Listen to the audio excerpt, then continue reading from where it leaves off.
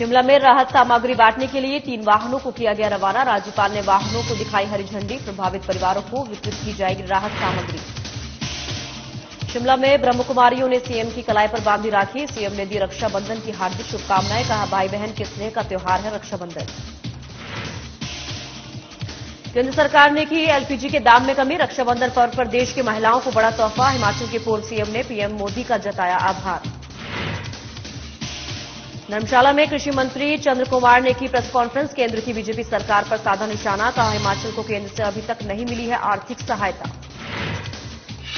और हिमाचल आपदा को लेकर आपसी मतभेदों में उलझी हुई प्रदेश की सरकार। राहत बचाव कार्यों पर पड़ रहा सीधा असर। मंत्री विक्रमादित्य सिंह ने अवैध खनन को बताया तबाही का कारण। बुलेटिन में आपका स्वागत है। मैं हूं आपके साथ चविष्का त्री। रुक करते हैं खबरों की ओर। शिमला में राज्यपाल शिव प्रताप शुक्ल ने हिमाचल प्रदेश राज्य रेड क्रॉस सोसाइटी के माध्यम से सोलन, ऊना और सिरमौर जिला रेड क्रॉस शाखाओं के लिए राहत सामग्री से भरे 3 वाहनों को हरी झंडी दिखाकर रवाना किया। ये राहत सामग्री प्राकृतिक आपदा से प्रभावित परिवारों को वितरित की जाएगी। राहत सामग्री में स्वच्छता किट, तिरपाल, किचन सेट, कंबल इत्यादि उपलब्ध कराए गए हैं।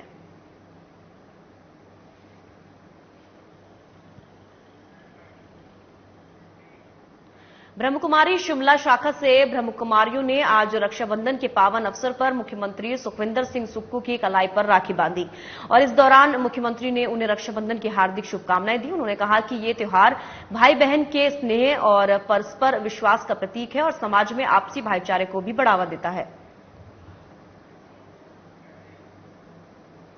तो आपको बता दें कि ब्रह्मकुमारी शिमला शाखा से ब्रह्मकुमारियों ने आज रक्षाबंधन के पावन अवसर पर मुख्यमंत्री सुखविंदर सिंह सुक्खू की कलाई पर राखी बांधी और इस दौरान मुख्यमंत्री ने उन्हें रक्षाबंधन की हार्दिक शुभकामनाएं दी।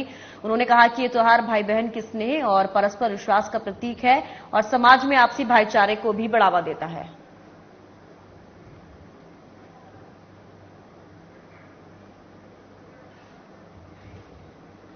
मुख्यमंत्री सुखविंदर सिंह सुक्खू ने मंगलवार को भारतीय राष्ट्रीय राजमार्ग प्राधिकरण के वरिष्ठ अधिकारियों के साथ आयोजित एक बैठक की अध्यक्षता की और इस दौरान उन्होंने एनएचएआई को राज्य में भारी बारिश और लैंडस्लाइड के कारण क्षतिग्रस्त हुए राष्ट्रीय राजमार्गों को शीघ्र बहाल करने के निर्देश दिए। उन्होंने कहा कि आपदा के कारण मंडी मनाली 4 लेन विशेषकर पंडो के पास कैची मोड़ में सर्वाधिक प्रभावित हुआ है और ये निर्देश दिए कि बहाली कार्यों में और तेजी लाने के लिए इस 4 लेन के संवेदनशील बिंदुओं पर अतिरिक्त अधिकारियों को तैनात किया जाए। उन्होंने अंतर्राष्ट्रीय कुल्लू दशहरे के दृष्टिगत मंडी मनाली राजमार्ग को अस्थायी रूप से बहाल करने के निर्देश दिए। मुख्यमंत्री सुखविंदर सिंह सुक्खू ने मंगलवार को भारतीय राष्ट्रीय राजमार्ग प्राधिकरण के वरिष्ठ अधिकारियों के साथ आयोजित एक बैठक की अध्यक्षता की और इस दौरान उन्होंने एनएचएआई को राज्य में भारी बारिश और लैंडस्लाइड के कारण क्षतिग्रस्त हुए राष्ट्रीय राजमार्गों को शीघ्र बहाल करने के निर्देश दिए। उन्होंने कहा कि आपदा के कारण मंडी मनाली 4 लेन विशेषकर पंडो के पास कैची मोड़ में सर्वाधिक प्रभावित हुआ है और ये निर्देश दिए कि बहाली कार्यों में और तेजी लाने के लिए इस 4 लेन के संवेदनशील बिंदुओं पर अतिरिक्त अधिकारियों को तैनात किया जाए।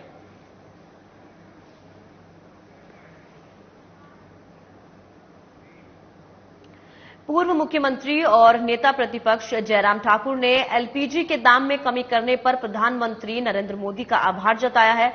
उन्होंने कहा कि महिलाओं का देश और समाज में अहम योगदान रहा है, जो हम सब समझते हैं।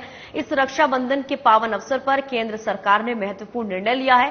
जहां अंतर्राष्ट्रीय बाजार में एलपीजी की कीमतों में लगातार बढ़ोतरी हो रही थी तो चिंता का विषय था। केंद्र ने एलपीजी की कीमतों में भारी कमी कर देश की महिलाओं को इस अवसर पर बहुत बड़ा तोहफा दिया है। वहीं नेता प्रतिपक्ष ने सभी को रक्षाबंधन पर्व की शुभकामनाएं दी। पूर्व मुख्यमंत्री और नेता प्रतिपक्ष जयराम ठाकुर ने एलपीजी के दामों में कमी करने पर प्रधानमंत्री नरेंद्र मोदी का आभार जताया है। उन्होंने कहा कि महिलाओं का देश और समाज में अहम योगदान रहा है, जो हम सब समझते हैं और इस रक्षाबंधन के पावन अवसर पर केंद्र सरकार ने महत्वपूर्ण निर्णय लिया है। जहां अंतर्राष्ट्रीय बाजार में एलपीजी की कीमतों में लगातार बढ़ोतरी हो रही थी तो चिंता का विषय था। केंद्र ने एलपीजी की कीमतों में भारी कमी कर देश की महिलाओं को इस अवसर पर बहुत बड़ा तोहफा दिया है। रक्षाबंधन के पावन अवसर पर मैं आप सबको बहुत बहुत बधाई और शुभकामनाएं देता हूं। रक्षाबंधन के अवसर पर बहनें अपने भाई की कलाई में राखी पहनाकर उनको आशीर्वाद देती हैं, उनको शुभकामनाएं देती हैं, उनकी दीर्घ आयु की कामना करती हैं। महिलाओं का योगदान समाज के लिए और देश के लिए बहुत महत्वपूर्ण है। इस बात को हम सब अच्छी तरह से समझते हैं। आदरणीय प्रधानमंत्री नरेंद्र मोदी जी ने आज के इस पावन अवसर पर एक बहुत महत्वपूर्ण निर्णय लिया है और देश की महिलाओं के लिए एक बहुत बड़ा तोहफा दिया है। गैस की कीमतें लगातार अंतर्राष्ट्रीय मार्केट में जिस प्रकार से बढ़ रही थी वो चिंता का विषय था और आदरणीय प्रधानमंत्री नरेंद्र मोदी जी ने रक्षाबंधन के इस पावन अवसर पर गैस की कीमतों में भारी कमी की है, जिसके लिए मैं हृदय से उनका आभार व्यक्त करता हूं। धर्मशाला में पशुपालन और कृषि मंत्री चंद्र कुमार ने बुधवार को धर्मशाला में पत्रकार वार्ता के दौरान कहा कि प्रदेश में बरसात के दौरान हुई भारी तबाही पर केंद्र की ओर से हिमाचल की ओर कोई मदद नहीं कर रहा। उन्होंने कहा कि केंद्र से आर्थिक राहत के नाम पर बीजेपी नेता लोगों को गुमराह कर रहे हैं। केंद्र की मोदी सरकार ने अगर प्रदेश की मदद की है तो बीजेपी नेता इस पर श्वेत पत्र जारी करें। चंद्र कुमार ने कहा कि हिमाचल और उत्तराखंड में बरसात से भारी नुकसान हुआ है, मगर देश के प्रधानमंत्री नरेंद्र मोदी ने एक बार भी इन हालातों पर कुछ नहीं कहना चाहा। दिल्ली पहुंचकर हिमाचल को आर्थिक सहायता देने का आश्वासन दिया था, लेकिन अभी तक हिमाचल को आर्थिक सहायता नहीं मिल पाई है। इस ट्रेजेडी से, इस आपदा से जो प्रभावित हुए और कुछ बेचारे अपनी जान खोई है, उसके संबंध में भी बातचीत करेंगे और जो सरकार के प्रयास रहे उसके बारे में भी आप लोगों को हम अवगत कराना चाहते हैं। आपको पता है कि इस बार बरसात जो है वो काफी डरावनी रही है। बरसात तो पहले भी होती थी, लेकिन इस बार मैं देख रहा था कि चिरापुंजी के बाद धर्मशाला का नंबर था, सबसे ज्यादा बारिश धर्मशाला में होती थी, लेकिन आज लगता है कि सबसे ज्यादा बारिश इस बार जो है वो शिमला में हुई। बीजेपी के पूर्व मंत्री और संसदीय क्षेत्र प्रभारी विक्रम ठाकुर ने कहा कि प्रदेश की सरकार आपसी मतभेदों में उलझी हुई है, जिसका प्रभाव सीधा सीधा बाढ़ प्रभावित क्षेत्रों में राहत और बचाव कार्य पर हो रहा है। सरकार का एक मंत्री लगातार बयान दे रहा है कि ये नुकसान खनन के कारण हुआ है और सरकार का दूसरा मंत्री और कुछ विधायक इस बात को डिफेंड करने में लगे हुए हैं कि खनन के कारण ये नुकसान नहीं हुआ है। कांग्रेस नेताओं के विरोधाभासी बयान अधिकारियों को कार्य करने में बाधा पहुंचा रहे हैं। दूसरी ओर हिमाचल प्रदेश में मूसलाधार बारिश से हुई तबाही के मामले पर उद्योग मंत्री हर्षवर्धन चौहान और लोक निर्माण मंत्री विक्रमादित्य सिंह ने जुबानी जंग छिड़ी हुई है। हाल ही में विक्रमादित्य सिंह ने कुल्लू दौरे के दौरान अपने बयान में कहा कि ये सब चीजें अवैध खनन से हुई है। वहीं हर्षवर्धन चौहान विक्रमादित्य के बयान से सहमत नहीं है। हाल ही में कांग्रेस सरकार ने फैसला लिया है कि क्रशर जो है, माइनिंग जो है उसको बंद किया जाए, लेकिन मैं ये देख रहा हूं कि ये जो निर्णय लिया गया है, इस निर्णय के अंदर भी ये निर्णय पूर्ण रूप से पूरे हिमाचल प्रदेश में लागू न करते हुए केवल कुछ ही जगह के ऊपर इसको लागू किया गया है। ये न्याय संगत नहीं है कि इस निर्णय के ऊपर दोबारा से सोचे और पूरे हिमाचल प्रदेश के अंदर पूर्ण रूप से माइनिंग को जो है वो बंद किया जाए, तभी जाके हिमाचल प्रदेश का भला हो सकता है। शिमला के नगर निगम की मासिक बैठक में मंगलवार को जमकर हंगामा हुआ। कृष्णानगर के पार्षद बिट्टू पाना ने मामला उठाया कि उनके वार्ड में इतना नुकसान हुआ, इसके बावजूद मेयर की ओर से कोई भी मदद नहीं मिली।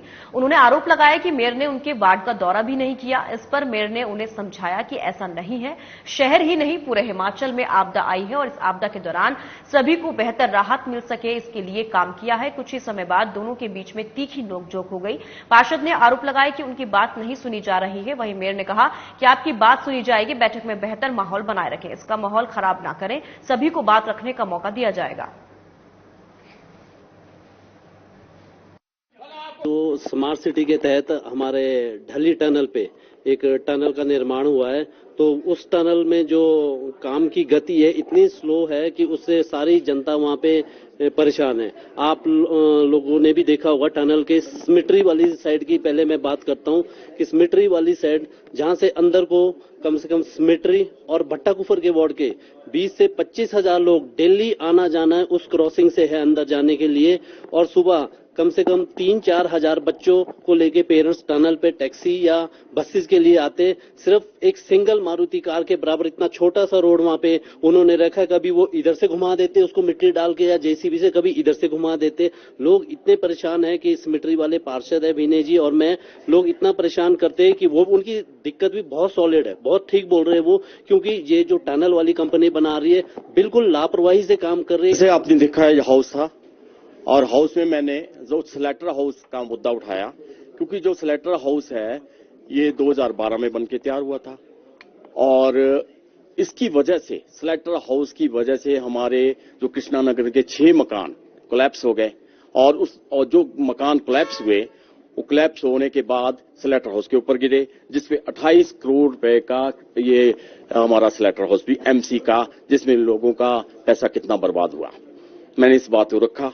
देखिए, आज हमारा जो महीने का एक अंत में एक नगर निगम का हाउस होता है, उसमें विभिन्न योजनाएं जो नगर निगम के एस्टिमेट्स बनाते हैं, कार्य जो उनको एफसीपीसी में हमारे जो हाउस के लिए आता है फिर एस्टिमेट सारे, और अलग अलग जो कार्य थे उसको लेकर के सभी लोगों में चर्चा हुई और जिसमें हमारा कुछ कर्मचारियों की सेवानिवृत्ति थी और कुछ रिटायरमेंट्स थी, कुछ एक्सटेंशंस थी और डेवलपमेंट के कार्य थे, जिसको लेकर के हमने चर्चा की और स्मार्ट सिटी के लेकर भी और विभिन्न कार्य, जैसे हमारा शिमला में जो है इस बारी बरसात में बहुत ज्यादा नुकसान हुआ है और भयंकर नुकसान हुआ, जिसको लेकर के हमने बड़ी गहन चर्चा की, जिसको खास तौर पे जो निकल के आया चर्चा में उसमें ड्रेनेज सिस्टम को लेकर के आया।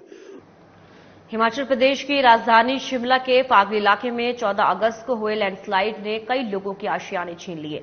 इसके अलावा आसपास के घरों को भी खतरा पैदा हो गया है। घटनास्थल के आसपास से रह रहे लोगों को भी शेल्टर होम में रहना पड़ रहा है। स्थानीय प्रशासन ने अब तक इन लोगों के घरों के ऊपर खतरे की तरह मंडरा रहे असुरक्षित पेड़ों को भी नहीं काटा गया है। इसके अलावा यहां बिजली पानी भी नहीं आई है। स्थानीय लोगों की मांग है कि प्रशासन जल्द से जल्द सुरक्षित पेड़ों को कटवाए और उनके घरों की बिजली पानी को बहाल करें।